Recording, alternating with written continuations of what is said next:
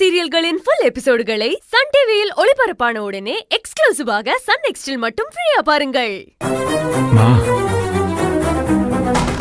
இந்த மாதிரி ஏமாத்துற பொண்ணுங்கள்லாம் குடும்பத்துக்கு ஒத்தே வரமாட்டாங்க. விரட்டி விடுறதா சரி.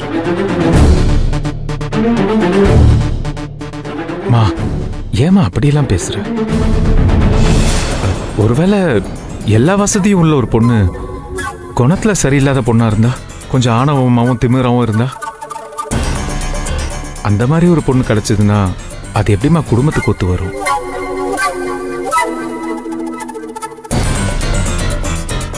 பெரியவங்களை மதிக்காத பொண்ணு, அதெல்லாம் அப்படி ஒரு பொண்ணு வந்துச்சுன்னா அந்த குடும்பம் எப்படிமா நல்லா இருக்கும்? டேய், அப்படி வசதியான மருமக வீட்டுக்கு வந்தா நாம தான் கொஞ்சம் அனுசரிச்சு போகணும். இவ்வளவு நகையும் பணமும் கொண்டு வர பொண்ணு கொஞ்சம் அப்படி இப்படிதான் இருப்பா. அதெல்லாம் நாம தானே அட்ஜஸ்ட் பண்ணிக்கணும். செல்வம், இந்த காலத்துல பணம் காசு மட்டும் தாண்டா முக்கியம். என்ன வெண்ணிலா சொல்ற? சரியா சொன்னமா. கையில 4 காசு இல்லனா நம்மள யாரு மதிப்பாங்க? அக்கா, இப்போ மகாண்ணி இருக்காங்க. எவ்வளோ நல்ல குணமா, பெரியவங்க கிட்ட மரியாதையாகவும், எங்க கிட்ட அன்பாவும் அக்கறையாகவும் இருக்காங்க.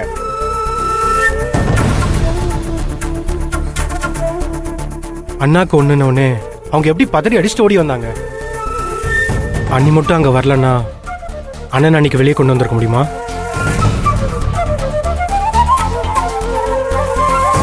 நான் ஒரு பேச்சுக்கு சொல்றேன். அண்ணி இப்போ வசதி இல்லாத பொண்ணுன்னு வச்சுக்குவோம்.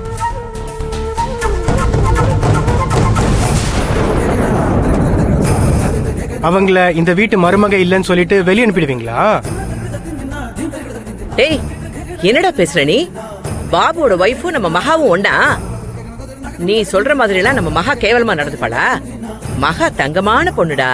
அவ எதுக்குடா பொய் சொல்ல போறா? யார் கூட போய் நம்ம மகாவை ஒப்பிட்டு பேசுற நீ?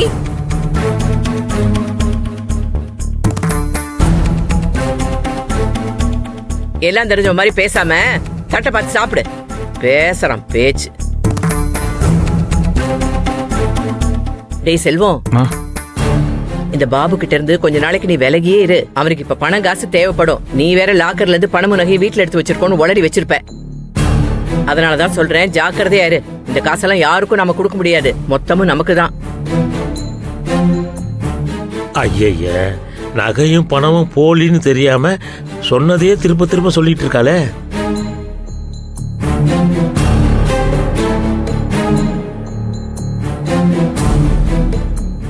என்ன செல்வம், என்ன சைலண்ட் ஆயிட்ட? நீ சொன்னது பாபுவோட கதை தானே?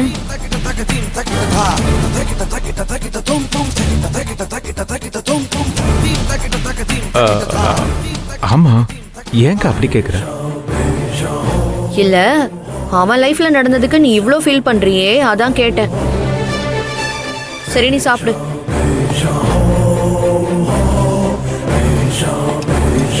போதும் போதும்.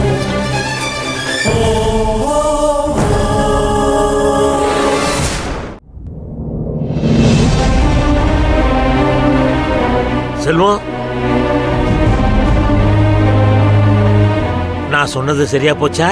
எல்லா உண்மையும் உங்க அம்மா கிட்ட சொல்லியிருந்தா என்ன ஆயிருக்கும்? பயமா இருக்குப்பா. அம்மாவை மாற்ற முடியும்ன்ற இருந்த கொஞ்சம் நெஞ்ச நம்பிக்கையும் இப்போ மொத்தமாக போயிடுச்சு.